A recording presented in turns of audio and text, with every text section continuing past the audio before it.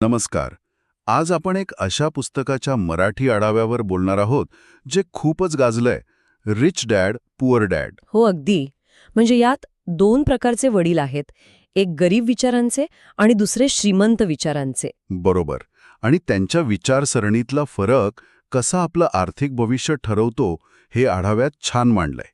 तर बघूया काय काय आहे यात. आढाव्याची सुरुवातच होते एका महत्वाच्या मुद्द्यावरून. आपलं जे पारंपरिक शिक्षण आहे ना, ते आपल्याला चांगली नोकरी मिळवून देतं, पण खरं आर्थिक स्वातंत्र्य कसं मिळवायचं हे शिकवत नाही असं आढावा म्हणतो. अगदी. म्हणजे जे गरीब वडील होते पुस्तकातले ते याच मार्गावर होते. खूप शिकलेले, पण पैशांच्या बाबतीत कायम अडचणीत. हो, आणि इथेच आढावा एका अत्यंत महत्वाच्या गोष्टीकडे येतो, मालमत्ता आणि दायित्व. ॲसेट्स आणि लायबिलिटीज यातला फरक ओळखणं किती गरजेचं आहे हे सांगितलंय. म्हणजे नेमकं काय? मालमत्ता म्हणजे काय? सोप्या भाषेत मालमत्ता म्हणजे अशा गोष्टी ज्या तुमच्या खिशात पैसे टाकतात. समजा तुम्ही एखादी प्रॉपर्टी भाड्याने दिली असेल किंवा स्टॉक्स घेतले असतील, अच्छा. किंवा तुमचा स्वतःचा व्यवसाय असेल जो तुम्हाला नफा देतोय.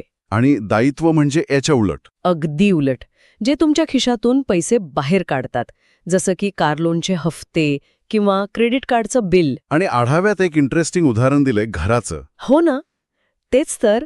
आपण किती अभिमानाने म्हणतो की माझं घर ही माझी मालमत्ता आहे. पण पुस्तकाच्या मते आणि आढावा पण तेच सांगतो की घर जर तुम्हाला काही उत्पन्न देत नसेल तर ते एक प्रकारे मोठं दायित्वच आहे, कारण त्याचा मेंटेनन्स असतो, टॅक्स असतो. बरोबर. तो पैसा मिळवून देण्याऐवजी खर्चच करतोय.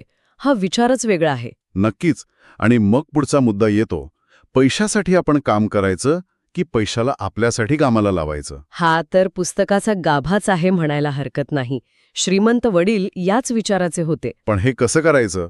म्हणजे पैशाला कामाला कसं लावायचं? त्यासाठी आढावा सांगतो की गुंतवणुकीचं ज्ञान हवं, थोडी जोखीम घ्यायची तयारी हवी आणि एक व्यावसायिक दृष्टिकोन हवा. म्हणजे नुसतं पैसे कमावून भागत नाही. नाही, अजिबात नाही.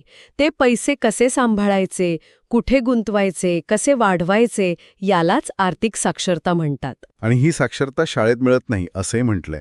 हो, ती आपल्याला स्वतःहून मिळवावी लागते, पुस्तक वाचून, अनुभव घेऊन किंवा शिकून. आढावा याच गोष्टीवर भर देतो. म्हणजे आढाव्यातून काही प्रमुख शिकवणी मिळतात. एक म्हणजे नोकरी म्हणजे सुरक्षितता, हा विचार कदाचित तितकासा खरा नाही. बरोबर. दुसरी गोष्ट म्हणजे खरी संपत्ती ही गुंतवणुकीतून किंवा स्वतःच्या व्यवसायातून तयार होते. आणि तिसरी, सगळ्यात